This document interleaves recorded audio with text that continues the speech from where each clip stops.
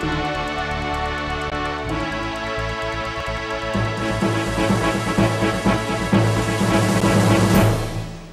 musim layang di Aceh telah tiba. Bermacam jenis, bentuk, dan warna layang-layang dipajang berjajar oleh sejumlah pengrajin layang di Jalan Nasional Desa Panggoe, Kecamatan Muara II, Kota Luxmawe. Aneka warna, corak, ukuran, bentuk, dan jenis layang-layang dijual oleh pengrajin di pinggiran Jalan Lintas Nasional Banda Aceh Medan di Desa Panggoe, Kota Luxmawe. Pada musim layang seperti saat ini, pengrajin dan penjual layang sangat mudah ditemui di setiap daerah dikarenakan masih tingginya peminat untuk membeli layang-layang dari kalangan anak-anak, remaja, dan juga orang dewasa.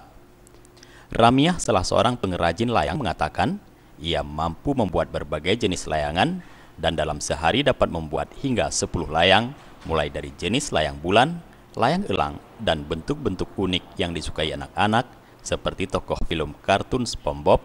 Adapun jenis layang-layang yang dijual mulai dari layang-layang tunang, Raja Wali, layang mirip pemeran film kartun, layang model bulan, dan berbagai jenis aneka layang lainnya dengan dikombinasi warna-warni yang cerah. Layang-layang tersebut dijual mulai dari Rp20.000 hingga Rp150.000. Berapa lama Bu buat layang, Bu? Sudah 5 tahun. Sudah 5 tahun. Ini belajar buatnya sama siapa, Bu? Belajar sendiri. Ini kenapa jual layang banyak kali, Bu? Karena musim Layang-layang. layang. Ibu dapat berapa, Bu, jual layang? Oh, untungnya Ah? ada 200 lebih.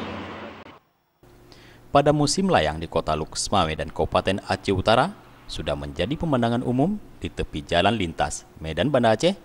Dijual aneka layang-layang seperti di Desa Panggoe dan Desa Cunda, Kecamatan Muara II, Kota Luxmawe, dan Desa Bayu, Kecamatan Samtira Bayu, Kabupaten Aceh Utara. Dari Kota Luxmawe, Denny Muhtadi melaporkan.